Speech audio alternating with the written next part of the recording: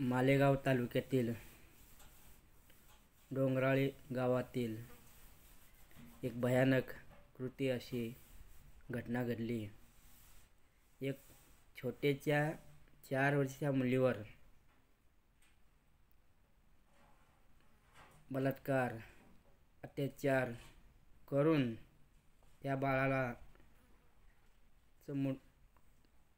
डोकं असणारं दगडानं चिंबून एवढा अन्याय अत्याचार करून त्या हरामखोराने केला। त्या हरामखोराला सरकार मायबापाने कठोर कारवाई करून शिक्षा द्यावी व इथून घडणाऱ्या अशा गोष्टी जी आहेत घडणार नाहीत। जर याला शिक्षाच नाही भेटली तर असे हरामखोर अजून या महाराष्ट्रामध्ये जन्माला येतील।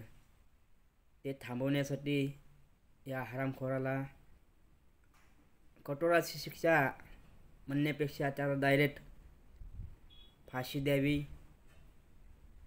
ही सरकार मायबापांना विनंती आहे।